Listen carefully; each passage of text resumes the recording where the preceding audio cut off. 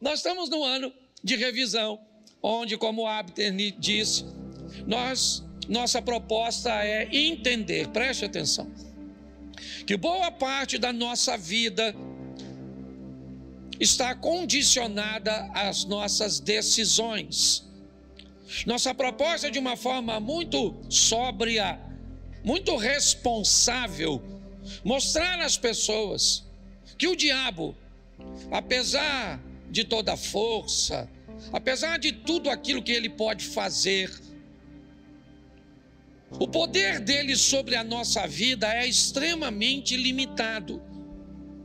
É um poder que, na verdade, na maioria das vezes, é concedido por nós.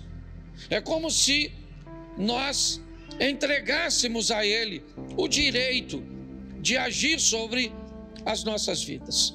Isso é uma regra de verdade absoluta? Não. Eu vou te mostrar isso hoje. Mas na grande maioria das vezes, boa parte dos problemas que enfrentamos hoje pode ser decisões erradas que tomamos há tempos atrás. Eu não sei se já aconteceu com você de comprar alguma coisa no cartão, financiado e muitas vezes, e depois da quinta, sexta parcela, quando vem te cobrando, tu não lembra mais o que é. Você fala, o cartão está me roubando, certo? Porque já faz tanto tempo que você comprou, às vezes você já usou, já acabou, mas continua pagando.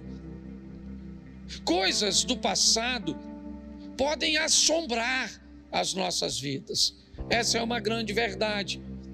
Quanto mais assertivos formos em nossas decisões, quanto melhor formos em nossas escolhas, nós evitaremos bastante sofrimento. Como eu disse, há casos que o sofrimento não foi uma decisão sua. Você pode ter herdado alguma coisa. Algumas coisas acabam caindo no seu colo. Isso é uma verdade. Nós também não podemos responsabilizar todos por tudo que acontece. Mas hoje eu quero mostrar uma coisa a você que eu acho que vale a pena nós pararmos para refletirmos, para revermos, certo? O tema da minha mensagem é: mudei de mundo, mas não notei. Não notei que mudei de mundo. Quando nós usamos a palavra mundo, eu quero apresentá-la aqui a vocês sobre 4 óticas. Primeiro, o mundo, tudo, a totalidade, todas as galáxias, tudo, ok? Olhando como um todo, o mundo não apenas, o mundo onde eu vivo, mas tudo. Eu estou inserido nesse ambiente, você está onde? Certo? No mundo criado por Deus, que é muito maior do que nós muitas vezes conseguimos imaginar. A segunda vez que eu quero colocar a palavra mundo, eu quero colocar como nosso planeta, certo? Aquilo que direta ou indiretamente interfere sobre nós. Para interferir na nossa vida, não precisa simplesmente fazer parte do nosso mundo, planeta, certo? A Lua está fora do planeta Terra, o Sol está fora do planeta Terra. As mudanças de Lua interferem nas marés, interferem, certo? Nas plantas, no comportamento de alguns animais e tantas outras coisas. Mas o mundo como planeta, certo? Também nós não mudamos dele. Nós não mudamos no mundo da totalidade, nós não mudamos no mundo planeta. Mas o terceiro mundo é o mundo do nosso ambiente de convívio. É aquele ambiente que nós frequentamos. É quando Jesus disse: ide por todo o mundo, pregai o evangelho. A proposta de Jesus não era tirar todo mundo, ou seja, alguém daqui para ir para lá, alguém de lá para vir para cá, não. A proposta inicial é: vá para casa como gadareno, para o seu mundo, e mostra para ele quão grandes coisas fez o Senhor por ti. Vá para casa samaritana e mude Samaria, mude o mundo onde você está inserido. Na maior parte do tempo nós também não vamos mudar de mundo. A maioria de nós vivemos bem próximo de onde nascemos. Essa é a grande verdade, ou pelo menos daquele ambiente cujo qual nós criamos, como se fosse o nosso ecossistema. Então, nesses três mundos, normalmente nós não mudamos. Nós não mudamos na totalidade, não mudamos do planeta Terra e muitas vezes ainda estamos no nosso ambiente de convívio. Porém, há um quarto mundo, o mundo dos princípios e dos valores. Quando nós mudamos para um mundo novo, com princípios novos, algumas coisas velhas podem ficar para trás. Pessoas, por exemplo, que foram criadas em ambientes ordeiros, educados, de repente mudaram para o mundo da marginalidade. E no mundo da marginalidade, os princípios e os valores são outros. Se eu não tenho, eu tomo de quem tem. Se essa pessoa oferece resistência, eu tiro a vida dela. Ué, mas que ideia é essa? Não, essa é a ideia do mundo da marginalidade. É assim que funciona. Bom, eu aprendi a ter uma vida sexual equilibrada, casta, digna, decente, mas se eu mudo para o mundo da prostituição, meus princípios e valores mudaram. Então, se você quer se casar com alguém, por exemplo, seria muito legal você descobrir quais são os princípios e valores dessa pessoa, pelo menos no ambiente atual. Mas você nunca terá a garantia de que essa pessoa poderá sustentar isso para sempre. Um fiel pode se tornar um adúltero no longo da caminhada. E você vai decidir por seus princípios e valores se vai engolir isso ou se vai mudar de mundo, tirando essa pessoa de seu convívio e optando por não inserir outra ou então inseri-la. O mundo de valores e princípios, ele é fundamental nós observarmos. Quando recebemos a Cristo, o que fizemos? Mudamos de mundo. Continuamos morando em Xerém? Para mim, sim. Mas eu mudei de mundo. Continuo morando no planeta Terra? Sim, mas eu mudei de mundo. Faço parte de toda essa estrutura de galáxias? Sim, mas eu mudei de mundo no que diz respeito a valores e princípios. Meus valores e princípios hoje, certo, são diferentes do mundo que eu vivia antes. Mas, Cláudio, que mundo é esse? Se é um extraterrestre? Não. O mundo dos princípios e dos valores. Então preste atenção nesse texto, vai ser rapidinho. 2 Crônicas, um dos textos que, talvez um dos que eu mais preguei ao longo da minha caminhada. 2 Crônicas, capítulo 28, verso 1. Coloca na tela, por favor. 2 Crônicas 28, 1. Acais tinha 20 anos de idade quando começou a reinar. Reinou 16 anos em Jerusalém, certo? Não fez o que era reto aos olhos do Senhor, ao contrário de Davi.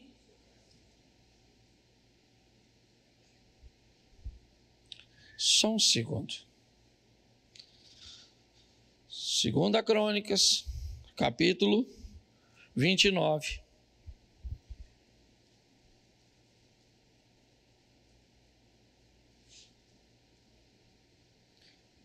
Volta no verso 1, santo varão. Ah, bem. Eu já ia falar que a Bíblia estava errada. Ezequias tinha 25 anos de idade quando começou a reinar. Reinou 29 anos A mãe dele se chamava Abia e era filha de, verso 2, Ezequias fez o que era reto. O que era reto. Eu falo o que era reto, você só completa até a vírgula. O que era reto. O que era reto. O que era reto. Feche seus olhos. Senhor nosso Deus e Pai, em nome de Jesus, continua falando conosco. Usa-me como um canal de bênção agora, para falar comigo mesmo nesta palavra. E para falar, ó Deus, com essa diversidade de corações e realidades diferentes. Abençoa-nos, ó Pai, com toda sorte de bênção. Repreendemos toda a distração. Tudo aquilo que não provém de Ti caia por terra agora, em nome de Jesus. Amém. Glória a Deus. Amém. Isso. Vamos dar uma olhada nesse texto, porque eu quero te mostrar na astúcia de um menino, de um rapaz de 25 anos de idade, chamado Acaz.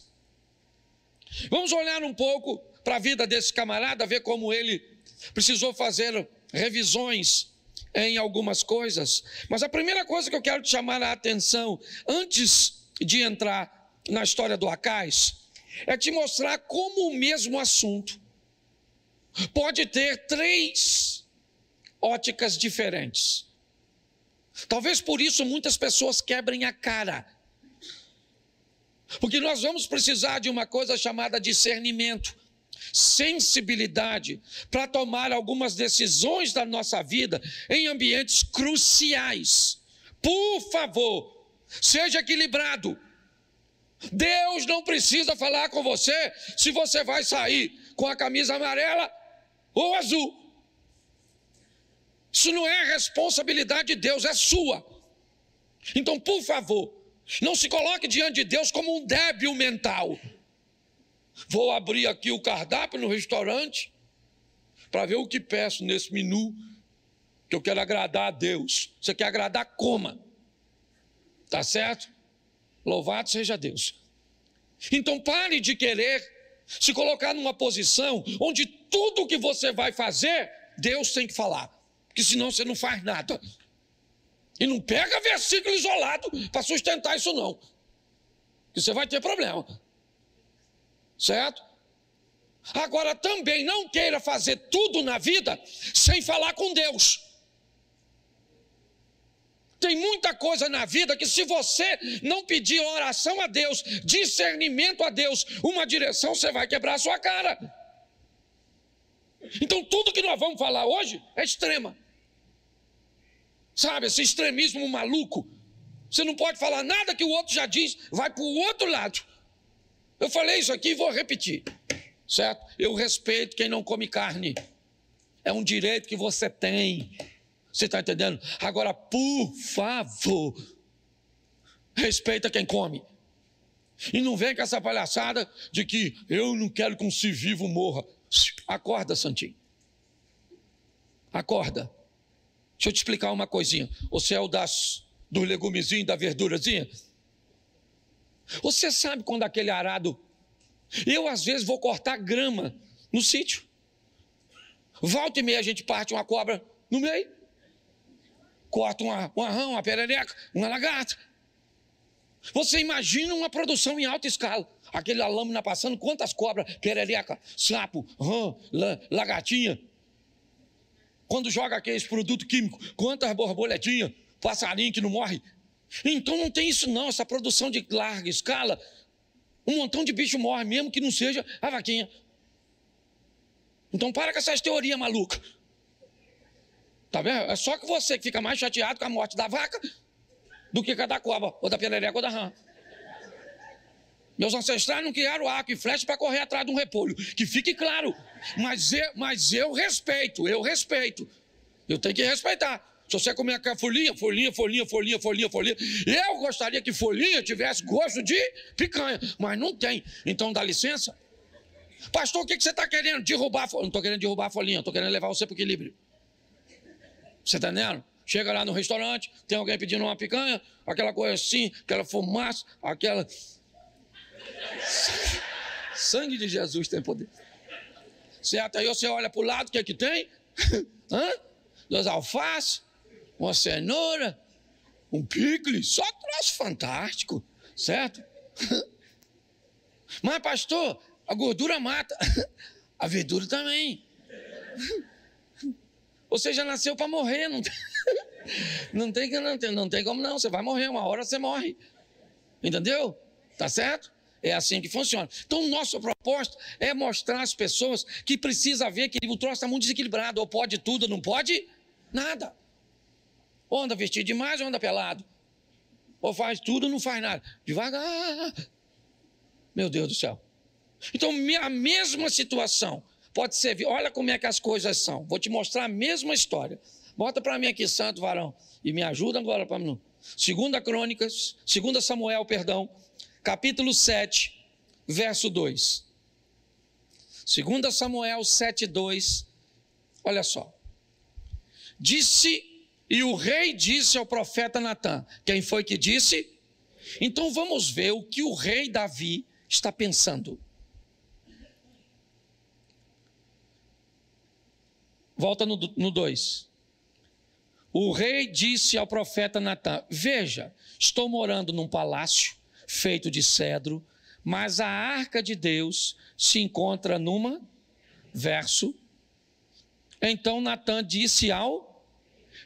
vá e faça tudo o que estiver no seu, porque o Senhor está com... Olha para mim. Davi, um homem de Deus, quer construir uma casa para Deus. Essa é a ótica dele. Eu moro numa casa de cedro e Deus, o Todo-Poderoso, não tem uma casa para... Então essa é a ótica de quem? De quem? De Davi. Então, segundo Davi, Deus está precisando de uma casa. Tá certo. Ele chama então o profeta Natã. E diz Natã: Natã, eu moro numa casa de cedro, mas Deus está, certo, numa tenda. O que Natã disse no verso 3? Vai e faça tudo o que estiver no seu, porque o Senhor é... Essa é a visão de quem? De Natã.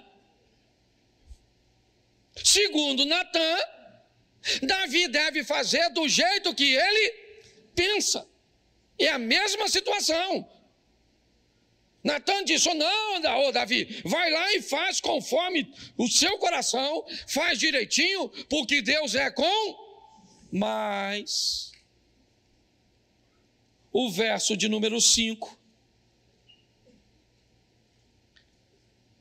Vai e diga ao meu servo Davi, assim diz o...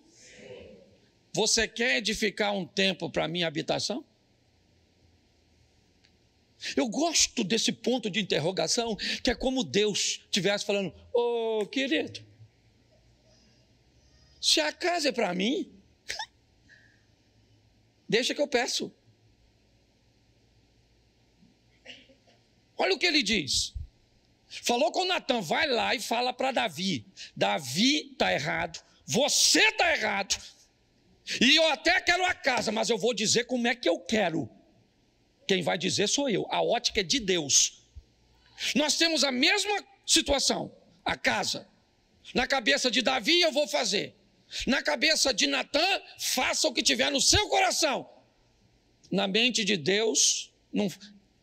Se a casa é para mim, vai fazer segundo o meu coração, não o coração dele, o que tiver no meu coração. Eu quero com essa medida, eu quero desse jeito, eu não quero barulho. A pedra tem que ser cortada lá, quando chega aqui só encaixa, tem que ser assim, assim, assim. O fogo tem que ser único, nunca pode apagar, tem toda uma forma disso acontecer.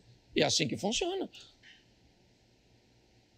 Eu estou mostrando a você que uma coisa pode ter três, pelo menos aqui, três óticas diferentes. A minha pergunta é só uma: a quem nós estamos a fim de agradar?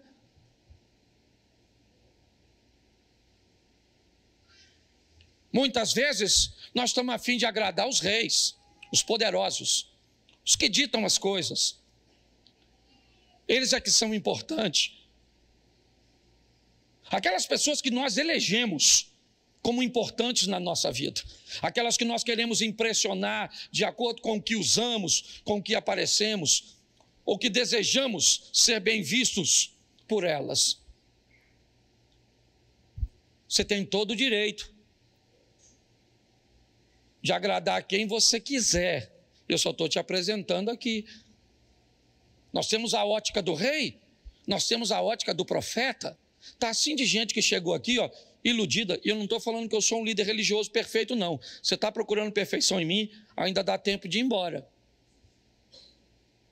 Agora eu vejo pessoas que narram coisas que homens que são sacerdotes e que ocupam cargos como eu ocupo aqui, que se acham semideuses, decidindo e expondo coisas, fazendo coisas absurdas, que parece, muitas vezes, que as pessoas ou sofreram uma lavagem cerebral, ou têm problemas com raciocínio, com lógica.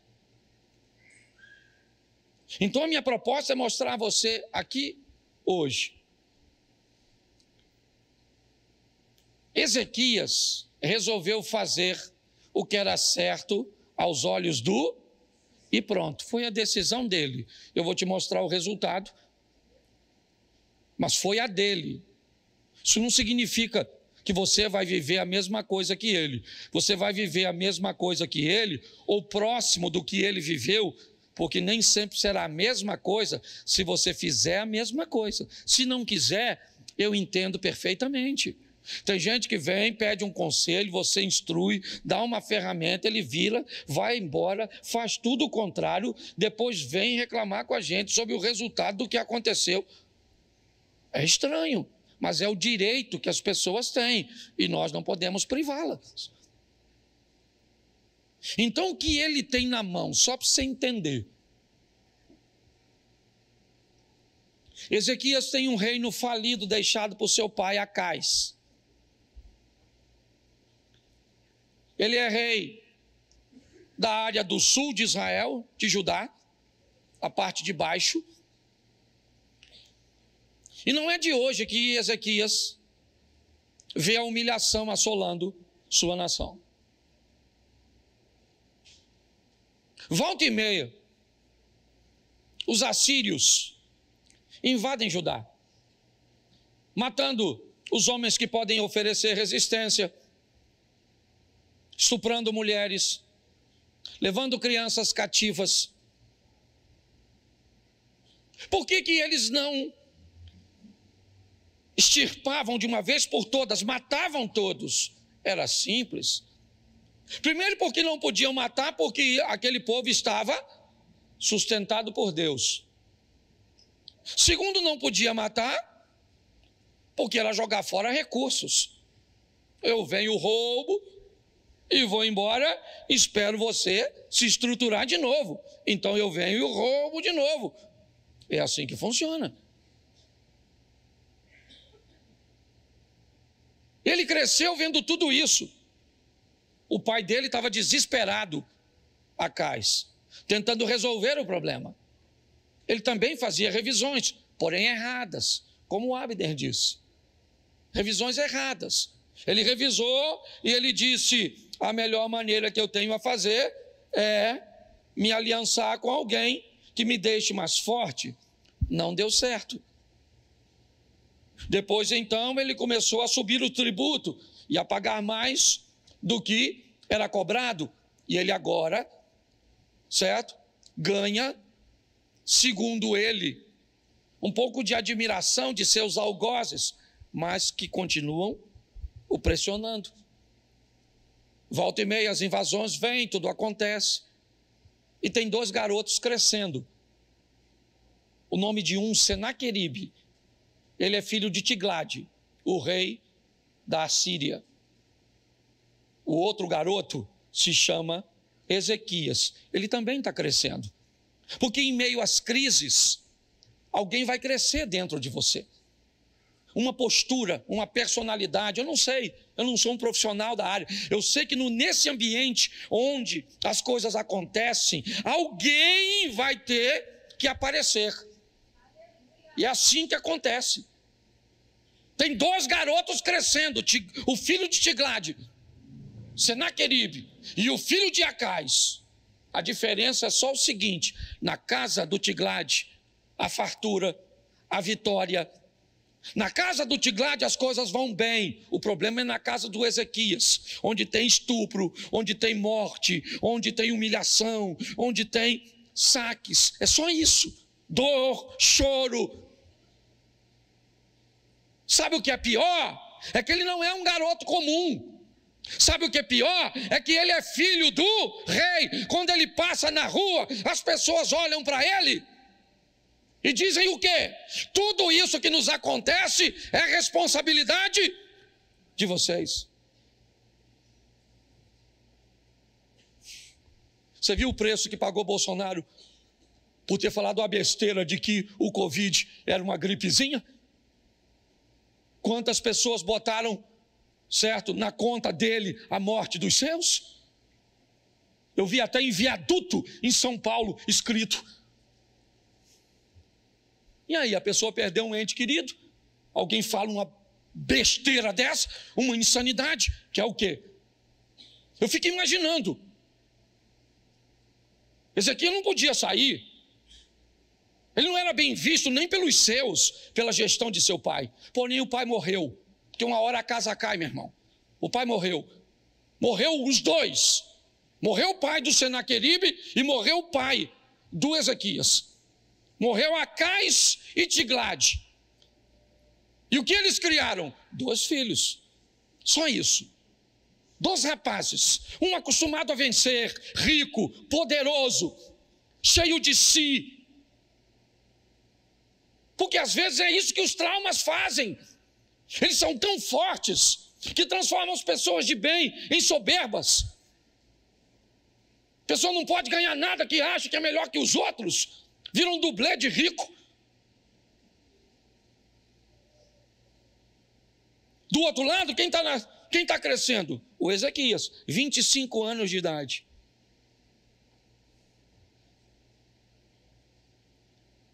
E aí Ezequias tem que assumir o trono. O pai dele morreu. Mas que trono é esse? Que casa é essa? Que herança é essa? Não deixou nada. Deixou o quê? Deixou foi minha mãe traumatizada com o homem. Me deixou o quê? Algumas escoriações na alma, que às vezes não é nem no corpo. O corpo é fácil, mas são nas memórias, nas lembranças. Vida dura. E agora, o que esse garoto vai fazer? Ele precisa sobreviver. E ele vai sobreviver. 25 anos de idade, ele assume o governo. Um governo falido. Mas o texto é bem claro. E ele fez o que era reto aos olhos do Senhor. Pronto. O sucesso de Ezequias está em não querer agradar Senaqueribe. Em não querer agradar outras pessoas ou estruturas que poderiam apoiá-lo. O que ele queria era agradar a Deus. Então, o que ele faz? Não dá para copiar o pai dele. Já falei que o pai dele foi uma droga.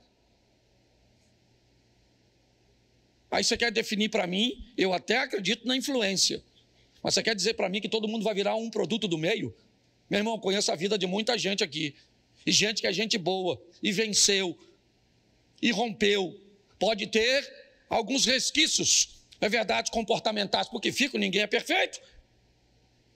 Mas foi para muito longe de onde estava a geração de seus pais e de seus avós, em questões econômicas, em questões intelectuais, naquelas áreas que o Abner citou aqui. Chegou a hora dele assumir, 25 anos de idade, olhou, não tem ninguém aqui, então eu vou imitar alguém, eu vou modelar, como a turma gosta de dizer. Quem? Davi. Um homem perfeito? Não. Um homem que aprendeu a se regenerar. diante de Deus. É para lá que ele foi. Fez como fizera Davi, seu pai. E a Bíblia ainda faz questão de citar o nome da mãe dele. O cara não valia nada, mas a mãe me parece que era gente boa. E o cara está construindo. O que ele vai fazer agora? Primeiro ano, depois você lê capítulo 29, que é muita informação. Primeiro ano do seu reinado, primeiro mês, abriu as portas da casa do Senhor. Que portas? As portas da casa onde Deus morava. Que o pai dele fechou. O pai de Ezequias fechou. Ezequias abriu. Os sacerdotes que trabalhavam na casa perderam o emprego. Foram fazer outra coisa, trabalhar em lavoura, sei lá o que foram. Mas assim que Ezequias assume, ele chama os sacerdotes e os levitas, diz: sacerdotes e levitas, santificai-vos agora, e santificai a casa do Senhor, e tirai da casa do Senhor toda imundícia. Nós vamos mudar esse negócio aqui, meu irmão. Chega, acabou. Chega uma hora que você tem que dar um basta na sua vida. Chega na hora que você tem que dizer: isso não interessa se vovó viveu, se mamãe viveu, se fulano viveu, chegou na sua vez e você decide se vai viver ou não. Isso pode ser uma questão econômica ou pode ser uma herança genética de um câncer ou de qualquer outra coisa. Abre as portas do Senhor, repara, né? E aí ele restabelece o culto.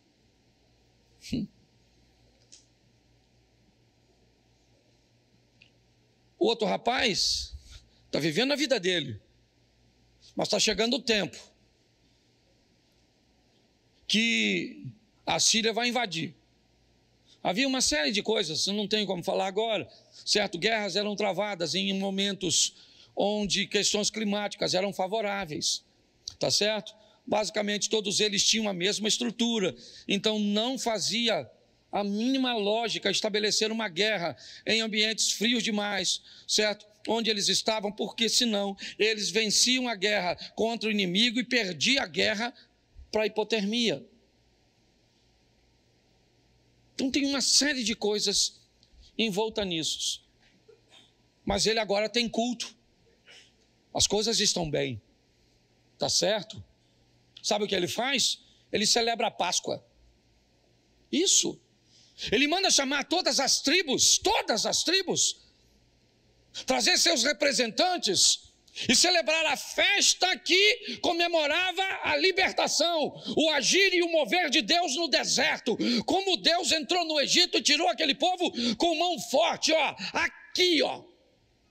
Esse é o campo de batalha.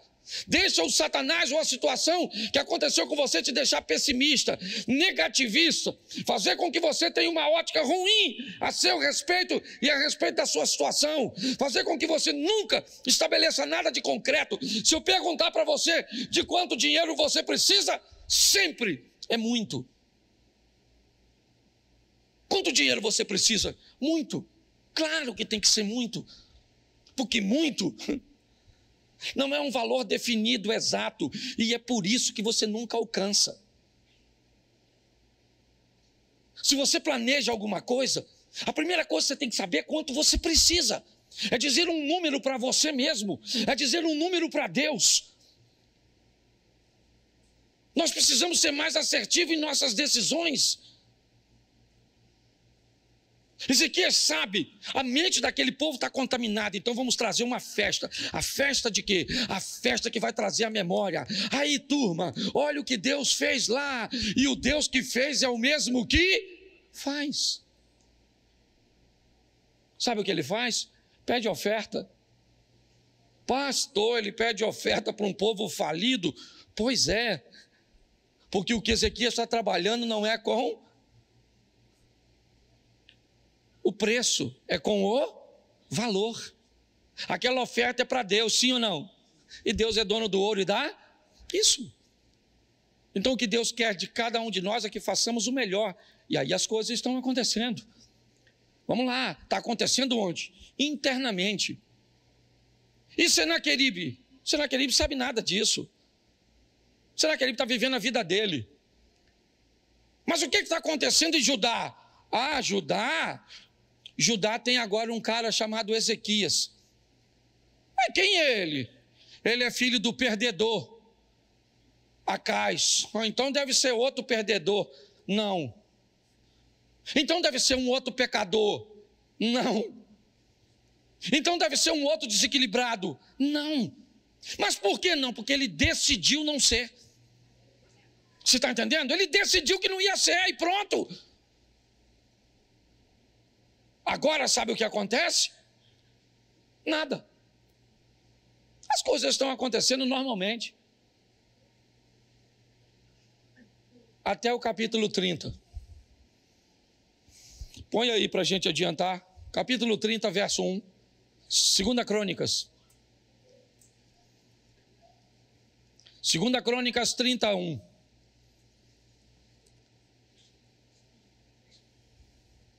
Segunda Crônicas, capítulo 30, verso 1.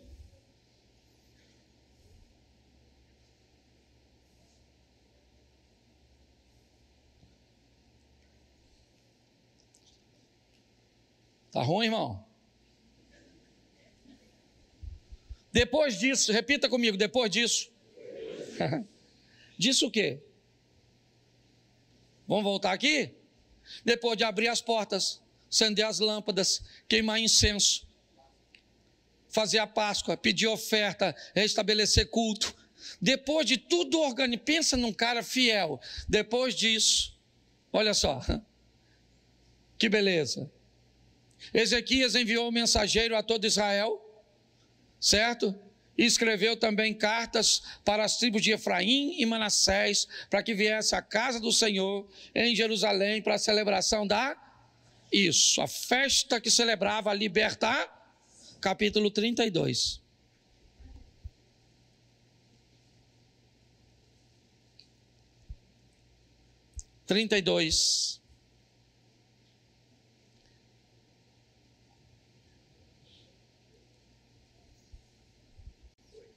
Foi?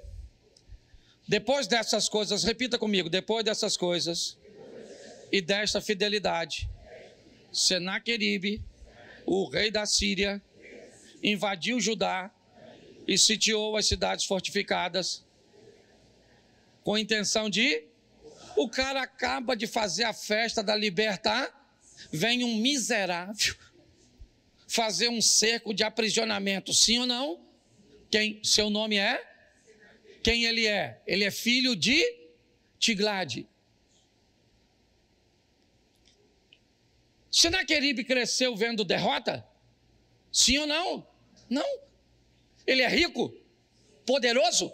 Seu exército é um dos maiores da época, amém? Pois é. E o outro tem o quê?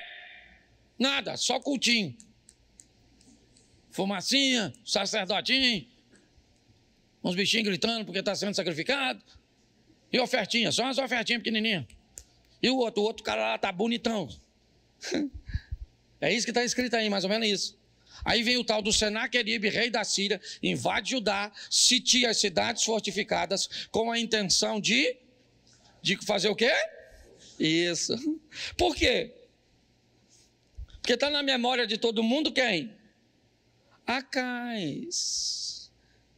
Quem aqui já brincou de carniça? Que a frase era: quando eu bato, todo mundo bate. Isso. Também fui criança. Agora vem o Senaqueribe com força total, lá vem ele. Olha o que Ezequias disse no verso 7, olha que texto animador. Imagina se você estivesse lá e eu fosse Ezequias. Olha, aí eu falando para vocês: sejam fortes e corajosos, não tenha medo nem por causa do rei nem por causa de toda a que está com ele. Olha o final do texto, como é que é maneiro. Porque conosco está alguém que é maior do que o que está com ele. Tem uma multidão, e nós? Um só, alguém, indefinido, alguém. oculto. Alguém. Eu imagino, falei, ô Zequias, você é doido, maluco. Você não queria quebrar, o pai dele era terrível, igual Roberto Carlos. O cara é difícil. Para piorar, o cara sabe fazer guerra. Bota o verso 13, já estou terminando já. Põe o 13.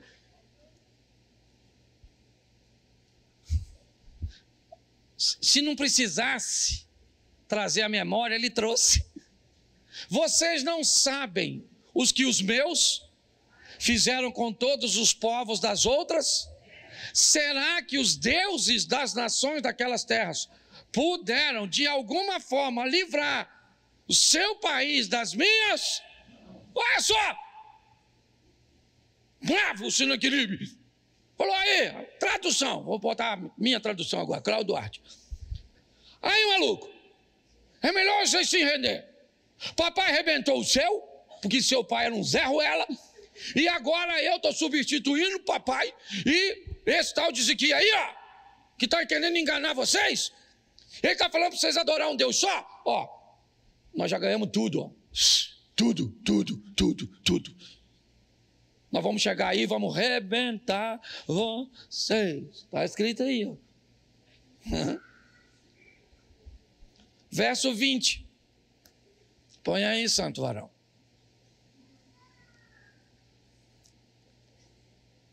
Então, o rei e quem? Deixa eu dar agora aqui uma chave não. Chave não. Dá outra coisa. Isso aí é um controle. Tá certo? Tu tá andando com quem? Quando o bicho pega, o rei Ezequias chamou quem? O profeta Isaías. Tu tem que andar com gente, certo? De controle. Para andar perto de tu. Ele chamou Isaías e falou: Isaías, meu filho, o Sinaqueribe está aí ameaçando nós ler uma carta. Se você ler a carta que o Sinaqueribe mandou, está aqui, ó, que não dá tempo de eu ler. Pensa numa carta, falou: olha, eu vou arrebentar vocês, vou arrebentar meu pai, arrebentou o pai de vocês, quero ver quem é o Deus de vocês para livrar vocês das minhas mãos. Se eu oro, eu ia orar assim: Senhor, eu estou aqui com Isaías, eu trouxe Isaías aqui, profeta do Senhor. Vim falar com o senhor do Sinaqueribe aí, ó.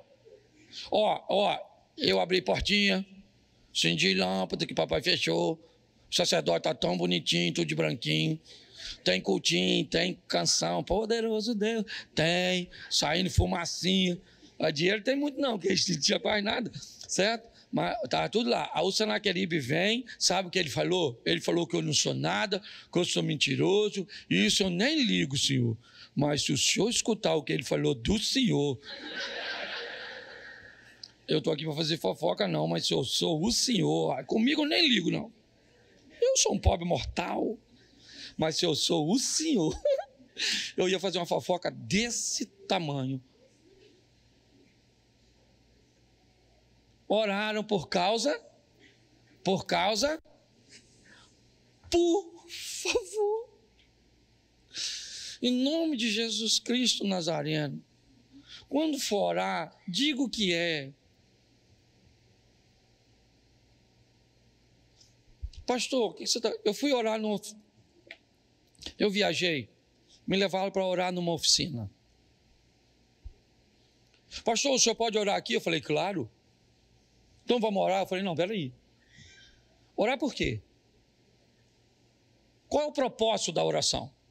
Não, pastor, eu acabei desfazendo uma sociedade, então o meu serviço era um serviço visto de uma forma melhor do que o do meu ex-sócio, então ele está me perseguindo com inveja, eu estou enfrentando algumas dificuldades com permissões, com autorizações para manter a minha oficina liberada, ela é na América, certo? Eu estou precisando ampliar. E ele foi me dizendo o motivo.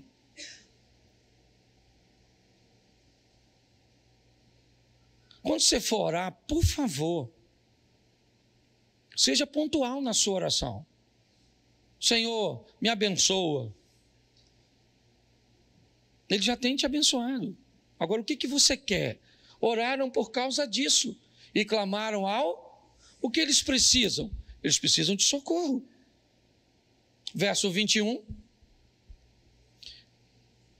E o Senhor enviou um que destruiu todos os homens e o chefe dos príncipes do arraial do rei o rei da Síria, com o rosto coberto de vergonha, voltou para a sua.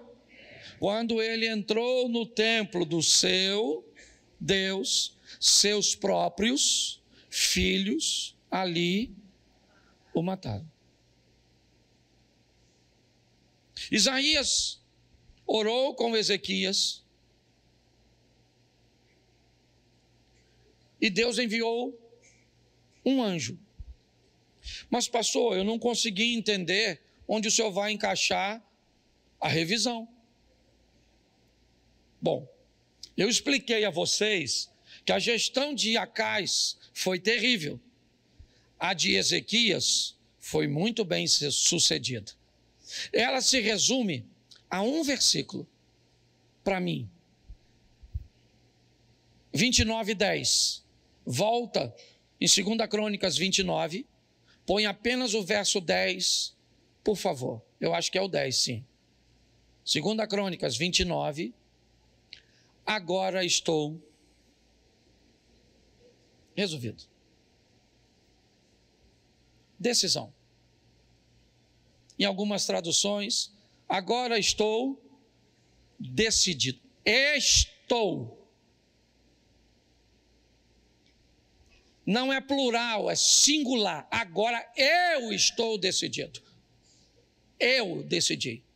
Eu decidi como marido, eu decidi como pai, eu decidi como chefe de família, eu decidi como crente, eu decidi. Eu estou decidido a fazer uma. Pronto, acabou. A história desse cara mudou aqui. Se você vê o que ele descreve, ele diz: nossos pais apagaram as lâmpadas, fecharam as portas, não queimaram incenso, viraram as costas para o Senhor Deus de Israel. Agora eu estou resolvido a fazer uma aliança. Ele vai dizer, para que o furor da sua ira se afaste de... Ele diz, eu vou tomar uma decisão no singular para livrar todos. A responsabilidade era dele. Deus enviou um anjo. Um anjo. E o texto diz, volta lá no 32, por favor. Já estou acabando, mas apesar de que eu estou na hora. 32. Bota o 10, que é onde nós estávamos na oração. Isso. Agora me perdi, mandei você voltar. É verso 20.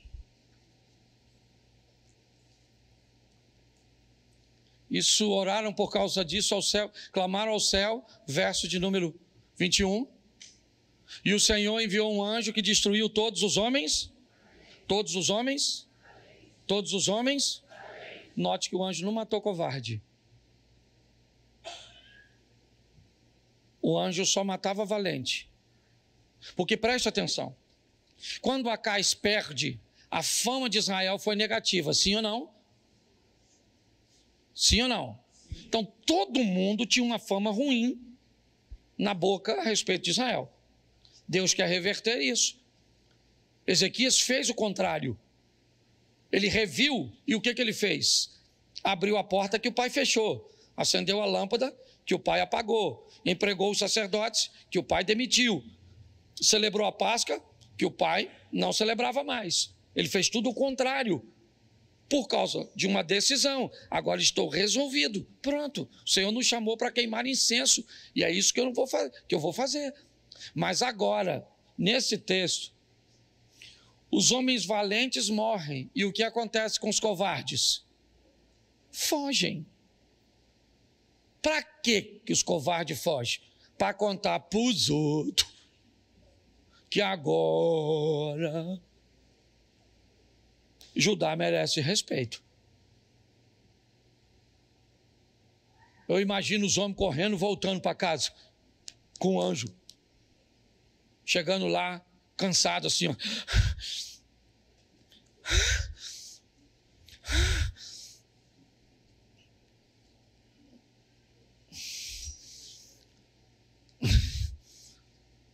Judá não tem soldado, não.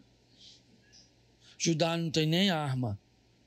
Mas, maluco, Judá tem um anjo. E alguém deve ter falado um só. E quem fugiu falou, se tem dois, eu não chego aqui. Mas o mais legal não é isso. Você lembra que mataram Senaqueribe? Sim ou não? Mataram ele, não mataram? Pois é, agora todas as nações vizinhas ficaram sabendo do tal anjo. Aí eles juntavam dinheiro, botavam naquelas caravanas e trazia para quem? Para o Zequia. Depois você lê, porque eu acho maior barato. Eles estacionando aqueles carros assim. Eu imagino Zequia bem assim, ó.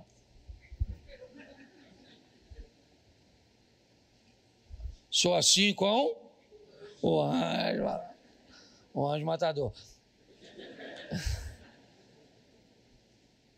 E aí, os caras chegavam perto do Ezequias, lê, depois está lá, que eu não vou ler não, só de raiva. Não, vou ler por causa do tempo. Os caras chegavam e falaram, Ezequias! Falei com o Senaqueribe. Falei, Senaqueribe, Ezequias não é a carne, não.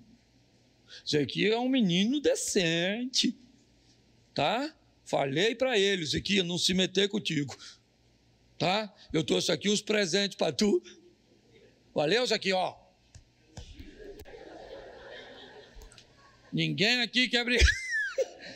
Ninguém aqui quer brigar com... Certo? É ou não é? Vai que é um espírito de John Wick. Eu aprendi uma coisa há muito tempo nessa história. O poder de uma decisão. Não se vitimize. Eu não sei quantas áreas você precisa rever. Eu não sei o que você precisa organizar.